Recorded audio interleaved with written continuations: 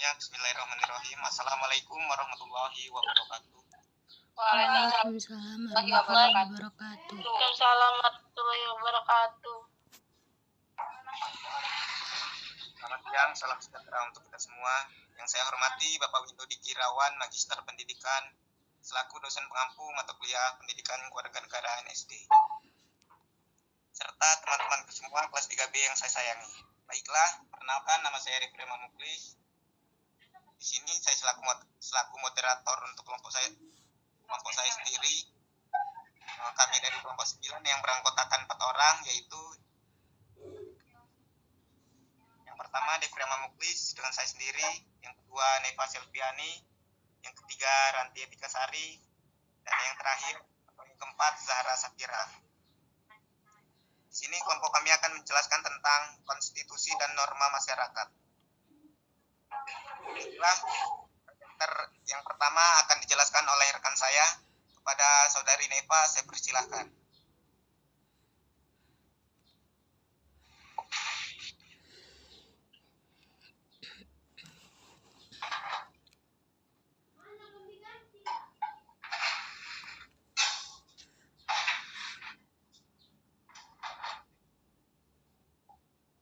Baiklah, di sini saya akan menjelaskan materi pertama. Yang slide-nya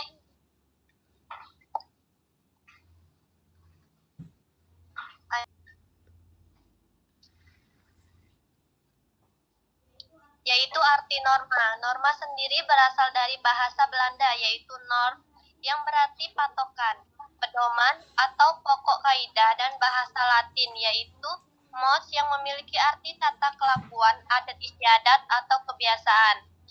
Selanjutnya, norma. Norma merupakan kaidah atau aturan yang harus dipatuhi oleh setiap manusia dalam menjalankan berbagai aktivitas kehidupannya dalam kehidupan di keluarga, masyarakat, maupun kehidupan berbangsa dan bernegara. Next.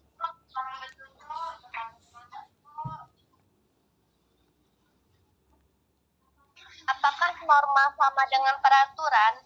Tidak sama. Peraturan mempunyai arti yang lebih luas. Peraturan itu adalah aturan-aturan yang mengatur perilaku atau perbuatan kita. Biasanya peraturan itu tertulis dan bagi melanggar ada sanksinya atau hukumannya, misalkan peraturan lalu lintas. Sekian yang materi yang dapat saya sampaikan, saya kembalikan kepada moderator. Terima kasih kepada saudari Neva yang telah menjelaskan materinya. Selanjutnya, materi yang kedua akan dijelaskan oleh saudari Ranti. Kepada saudari Ranti, saya persilahkan.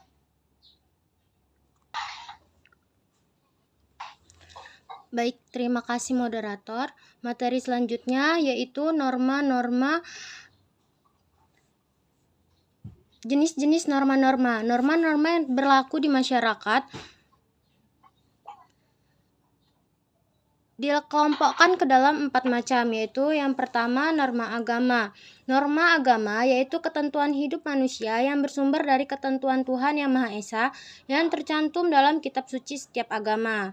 Contohnya seperti ketentuan untuk beribadah bagi umatnya.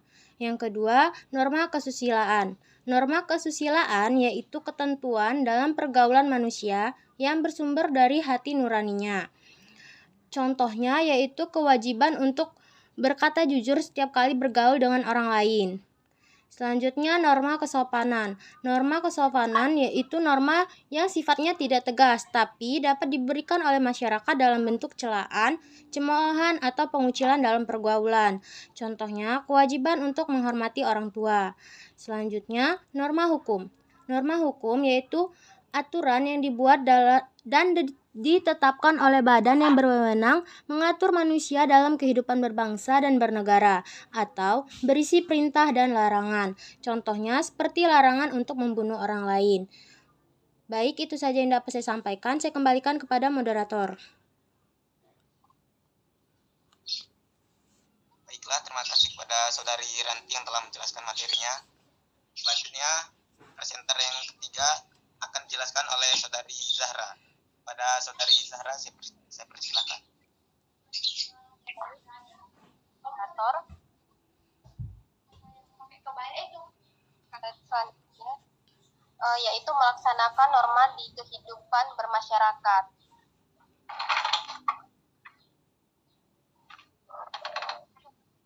Kita melaksanakan norma yang ada di masyarakat, yaitu yang pertama melaksanakan norma-norma di lingkungan sekolah. Jadi kita harus, sebelum kita mengerti lebih jauh mengenai norma-norma apa saja yang ada di lingkungan masyarakat, kita akan menekankan terlebih dahulu arti dari norma itu.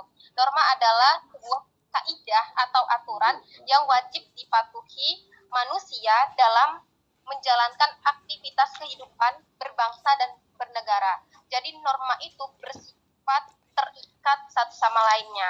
Jadi bagaimana cara kita melaksanakan norma-norma di lingkungan sekolah? Misalkan kita aplikasikan dalam kehidupan sehari-hari di sekolah. Ketika kita di sekolah kita pasti melihat anak-anak setiap sebelum masuk sekolah itu tepat waktu. Nah, tepat waktu atau disiplin itu menunjukkan suatu norma atau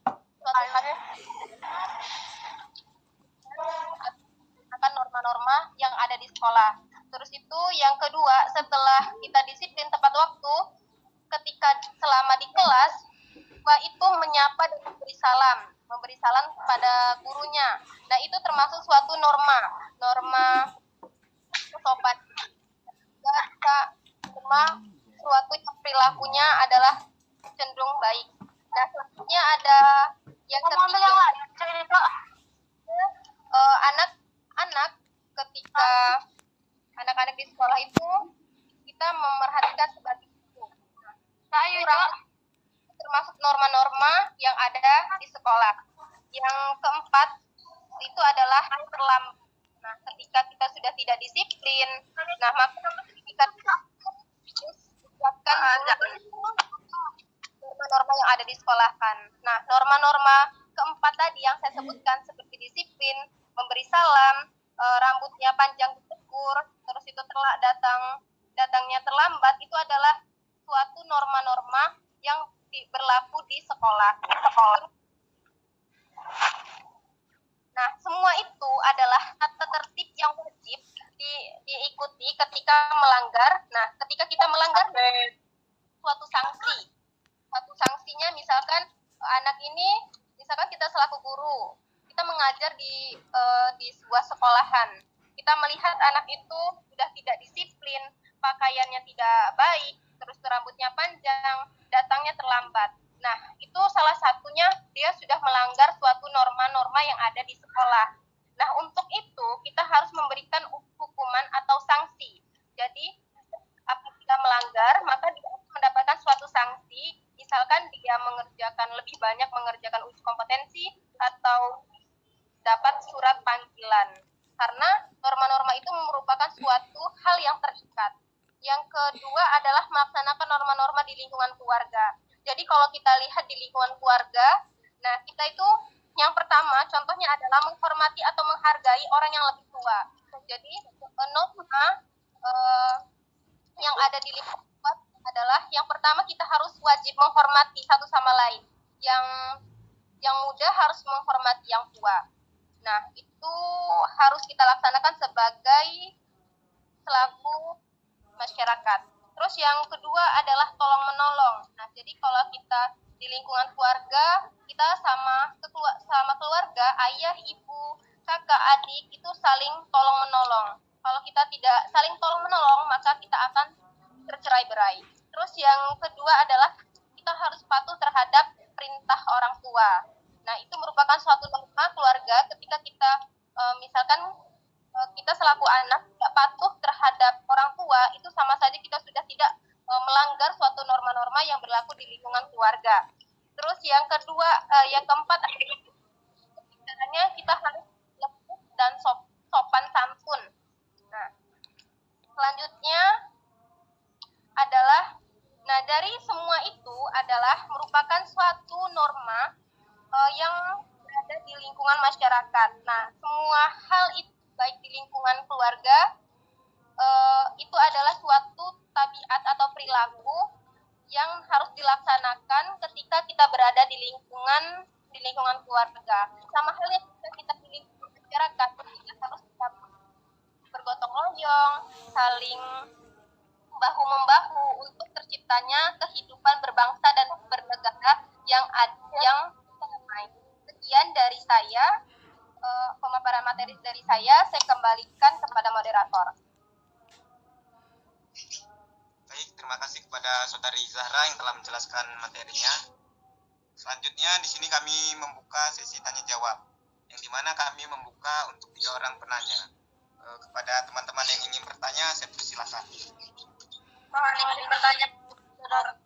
Mohon izin bertanya, moderator. Moderator bertanya. Kepada Celi Piani, saya persilakan.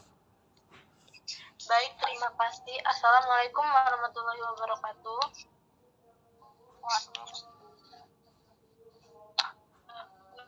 Kan nama saya Celi Piani. Mohon izin bertanya, menurut Anda sebagai seseorang didik, bagaimana cara Anda mengatasi anak agar peraturan tertib di sekolah? Terima kasih kepada Saudari Celi Piani yang telah bertanya. Selanjutnya pada teman yang ingin bertanya, saya persilakan. Mohon izin bertanya, moderator. Mohon izin bertanya. Moderator. Mohon izin bertanya, moderator. Baiklah, kepada Nur Fadila, saya persilakan. Baiklah, terima kasih moderator. Assalamualaikum warahmatullahi wabarakatuh. Waalaikumsalam warahmatullahi wabarakatuh. Sebutkan 2 contoh. Terima kasih.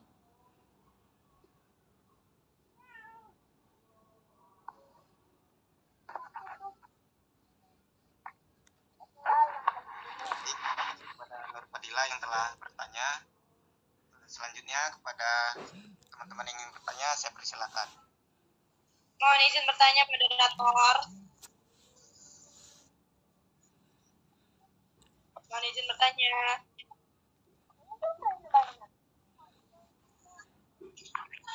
Mohon maaf, Kiki, dimatikan mic-nya.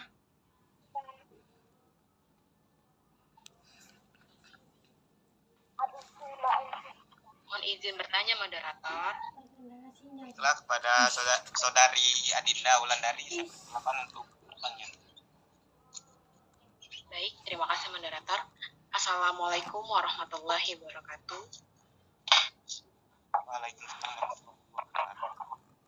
Pertanyaannya adalah, jika Anda nantinya menjadi seorang guru, hal apa yang akan Anda lakukan ketika Anda mengajar mendapati begitu banyak kultural di dalam kelas itu untuk menjadikan satu atau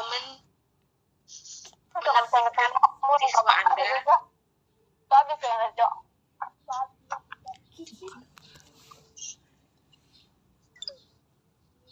mohon maaf terputus tadi.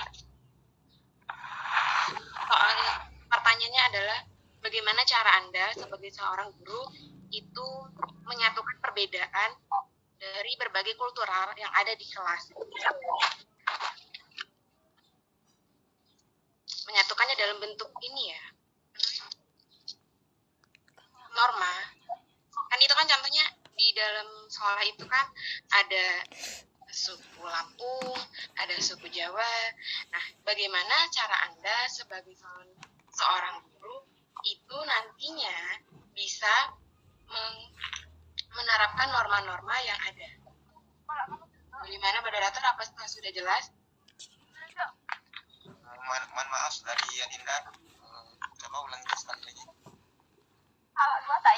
Pertanyaannya itu, ketika Anda sebagai calon guru Ya. nanti akan menghadapkan situasi di dalam kelas di mana murid-murid Anda itu mempunyai suku Jawa, suku Lampung. Nah, bagaimana cara Anda agar bisa menyatukan norma-norma yang ada? Tentu kan setiap suku itu berbeda ya. Ya. Nah, itu aja. Apakah sudah bisa dipahami pertanyaannya? Baiklah, sudah. Terima kasih moderator. Baiklah, di sini kelompok kami Saudari Adinda akan dijawab oleh Saudari Rangkaian Ranti. aja loh, Beb. Dia bisa normal. Pada Saudari Ranti, saya persilakan. Baik, terima kasih moderator. Pertanyaannya, jika Anda menjadi seorang guru, hal apa yang Anda lakukan untuk menyatukan perbedaan norma-norma yang ada di kelas? Nah, menurut saya, kalau saya jadi guru, cara yang saya lakukan untuk melatih anak agar menghormati perbedaan dan keragaman tersebut, yaitu yang pertama, ajak anak-anak berpikir kritis dan terbuka, yaitu dengan memperkenalkan kepada anak-anak bahwa keragaman yang ada di lingkungan sekitar adalah anugerah dari Tuhan Yang Maha Esa. Selanjutnya, memberikan pemahaman bahwa dengan perbedaan dan keberagaman setiap orang bisa saling melengkapi. Yang kedua, ajak bersosialisasi dengan lingkungan, yaitu memberikan kebebasan kepada anak untuk berteman dengan siapapun tanpa memandang agama, suku, maupun ras. Selanjutnya, membangun rasa percaya diri. Kita membangun rasa percaya diri anak dengan cara melatih mencintai dirinya sendiri. Kita juga bisa memotivasi anak untuk menonjolkan kelebihan yang ada pada diri mereka. Selanjutnya, ajak untuk membaca cerita tentang perbedaan dan keragaman. Di era digital yang bebas di media online banyak dijumpai tontonan-tontonan yang memperlihatkan berita hoak yang berbau sara maupun sikap yang melanggar norma merendahkan ras atau agama, seperti perilaku buruknya. Kita bisa menceritakan perbandingan yang berisi tentang penghormatan terhadap perbedaan dan keragaman dari berita tersebut. Selanjutnya, ajak anak-anak bertamasya. Ajak anak-anak berkunjung ke tempat-tempat yang penuh keragaman seperti ke Taman Mini Indonesia atau ke museum dan lain-lain. Selanjutnya, menunjukkan contoh keteladanan. Anak merupakan pembelajaran yang tepat terlebih dari belajar dari sikap-sikap yang kita tunjukkan sebagai seorang guru atau sebagai orang tua kedua bagi anak. Selanjutnya yang terakhir yaitu menanamkan karakter kebangsaan pada anak. Kita sebagai guru atau orang tua juga dapat mengajak anak mengikuti kegiatan-kegiatan yang memberikan semangat untuk tumbuhnya rasa nasionalisme dan karakter kebangsaan, seperti melalui kegiatan pramuka, lomba memperingati HUT Republik Indonesia, baik di sekolah maupun di rumah. Baik, itu saja yang dapat saya sampaikan. Saya kembalikan kepada moderator. Baiklah, terima kasih pada Saudari Ranti yang telah menjawab pertanyaan dari Sudah Saudari komplain ya, Adinda. Pada Saudari Adinda, apakah pertanyaannya cukup jelas atau ingin disanggah? Baik, terima kasih moderator. Jawabannya sudah sangat jelas.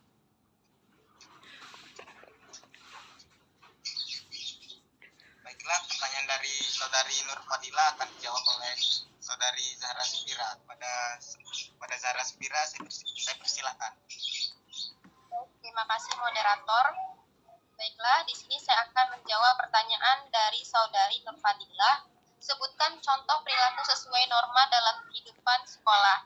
Jadi di sini saya mengambil yang pertama, menggunakan seragam sekolah sesuai dengan aturan yang berlaku. Jadi kita menggunakan seragam dan tidak melanggar aturan itu merupakan salah satu perilaku atau sikap yang tercermin dalam norma-norma yang ada di lingkungan sekolah. Jadi kalau kita ngelihat anak itu penampilan seragamnya itu udah nggak sesuai, terus itu sudah menyimpang, apalagi menggunakan seragam tapi adalah yang mau dimodif-modifnya, nah itu merupakan salah satu pelanggaran norma yang ada di lingkungan sekolah. Yang kedua adalah berkata sopan santun kepada guru, karyawan, staf maupun lainnya. Jadi kedua tersebut merupakan suatu bentuk perilaku yang harus kita tanamkan kepada peserta didik kita contohnya dalam lingkungan sekolah. Sekian dari saya kembalikan kepada moderator. Terima kasih. Baiklah, terima kasih kepada Saudari Zahra Sapira yang telah menjawab pertanyaan dari Saudari Nur Fadilah. Kepada Saudari Nur Fadilah, apakah pertanyaannya cukup jelas atau ingin disanggah? Cukup bisa dipahami moderator. Baik, selanjutnya pertanyaan dari Celi Tiani yang akan jawab dengan saya sendiri. Yang dimana pertanyaan dari Celi Tiani, menurut Anda sebagai pendidik, bagaimana cara mengatasi anak yang melanggar peraturan tata tertib di sekolah? Menurut pendapat saya, di sini pertama saya akan memberikan teguran secara lisan dan tidak memberikan hukuman kepada siswa tersebut, dengan memberikan arahan kepadanya jika perbuatannya tidak baik dilakukan dan menyalahi aturan sekolah. Lalu, jika siswa tersebut masih sama mengulangi kesalahannya dengan melanggar tata tertib sekolah, di sini saya akan membuat surat perjanjian kepadanya. Jika ia melakukannya lagi, akan dipanggil orang tuanya dan diberikan sanksi atau hukuman agar siswa tersebut tidak mengulangi lagi pelanggaran yang diperbuat olehnya. Baiklah, kepada Saudari Celi, apakah pertanyaannya cukup jelas atau ingin disanggah?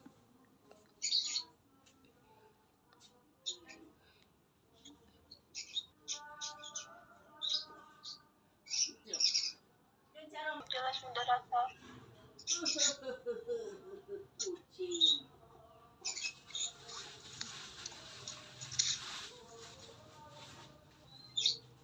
Baiklah, mungkin itu yang dapat kami sampaikan. Kurangnya materi kami mohon maaf, dan saya mewakili seluruh teman kelompok saya. Apabila ada kata yang kurang berkenan di hati para teman-teman semua, kami mohon maaf. Akhirul kalam, wallahul muwaffiq ila aqwamit thoriq. Wassalamualaikum warahmatullahi wabarakatuh. Waalaikumsalam warahmatullahi wabarakatuh. warahmatullahi wabarakatuh.